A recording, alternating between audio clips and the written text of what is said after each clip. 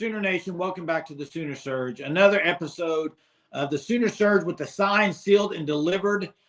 This one's James Nesta, linebacker, 6'4", 205, dual sport athlete, right-handed pitcher.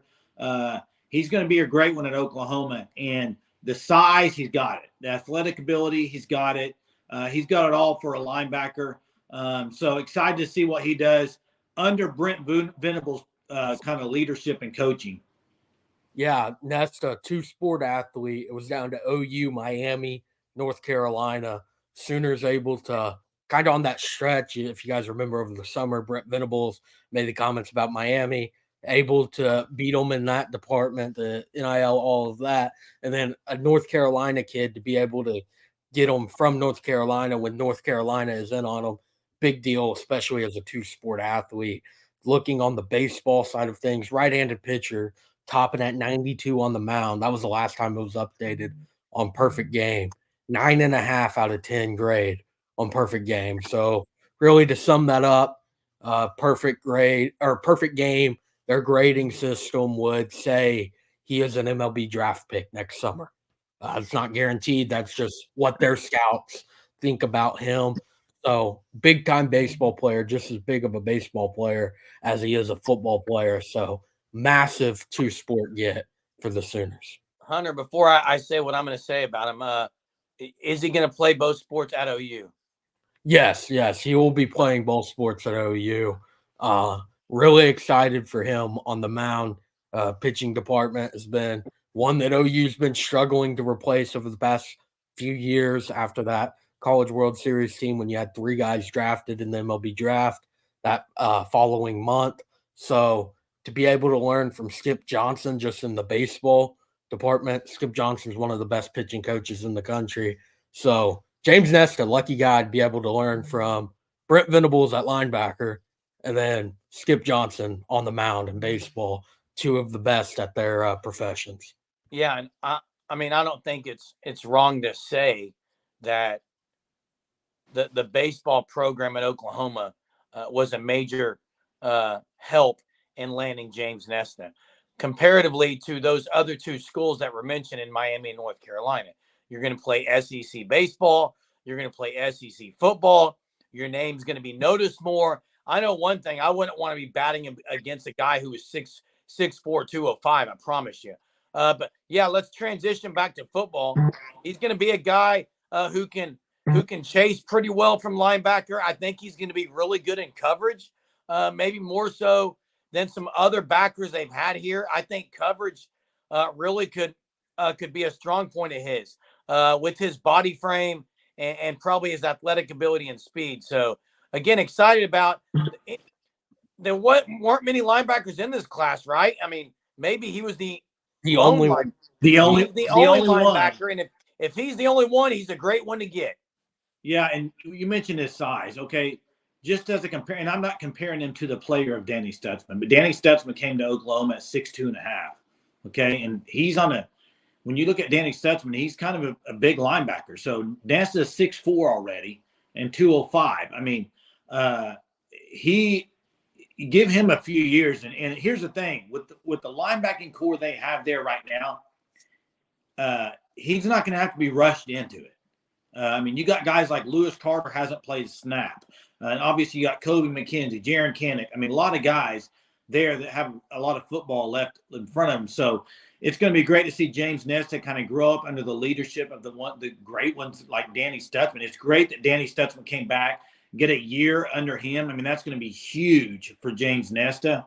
And just excited to see him kind of develop at linebacker because, yeah, he did play some end in high school, but he's a linebacker, and he's a prototypical linebacker built for NFL. Yeah, Jay, I like that Danny Stutzman kind of comparison on the measurables. You watch him play, the way he rushes the passer, it's a lot like how Stutzman does it, too. Yeah. That's one thing I've noticed in his game as well. It will see, again, two-sport athlete, love it. There is downsides to it. You don't get the spring. But at the same time, he's still doing something, perfecting his other craft of baseball. So it will kind of hurt at times for him to not be able, this spring not going to be with Danny Stutzman. So it's only going to be the summer to to learn from Danny Stutzman, and then the fall, and that's it. Danny Stutzman is gone after that. And then you have the other linebackers, like you said. There's a reason OU only took one backer, because just how deep that room is. And Lewis Carter is a freshman, going to be a redshirt freshman next year or sophomore. Can't remember how many games he actually got action in. It wasn't much, but he might have got over that 4-game threshold. Anyhow, who's been talked about so highly. So to add in another guy in Nesta, 4-star, one of the best linebackers in the country, it's a big deal. And for him to also be an elite baseball player, it's just a big time get all around for Oklahoma. Well, you mentioned the downside of baseball. First, I'll say the fact that the room is so deep, the linebacker room is so deep, is good for Nesta. You don't have to rush someone who may not, physically be ready at 205. But I think we should maybe hold back a little, because as a pitcher, I'm not sure that he wants to get to 6'4", 220. I mean, if you ask me, the bigger you get, you're just getting stronger. Yeah. It's going to help them on the mound.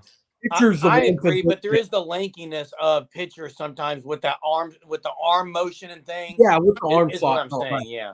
But pitching is the one position that you can put on weight and it's not an issue. Now, if he was a outfielder putting on 20, 30 pounds, that's going to be an issue, because obviously you cannot play the field the same way you were before. So with him being a pitcher, that's not too bad. I mean, that's something that honestly the baseball program could even encourage as well, to try to get his velo up and help his draft stock in baseball as well. Well, and I'll say this about him. Like you said, from North Carolina area, and he was interested in Miami, North Carolina. If Brent Venables was still at Clemson, this would have been a lot, probably even easier get for him. But having him to come Oklahoma, I think this even speaks more volumes of the get they got with him. You know what I mean? It's impressive that they were able to get him to Oklahoma. I mean, we talk about it all the time with recruits, like distance from their home, distance from them. It's a big deal. And they were able to get him to Oklahoma with Miami and North Carolina being on his radar. I think that's a lot. That speaks volumes. But here's the deal. You got Brent Venables as your linebacker coach, basically. I mean, who's not going to want to play for Brent Venables as a linebacker? Look what Danny Stutzman's done in 2 years, 2 off seasons, basically, with Brent Venables. So super excited about James Nesta.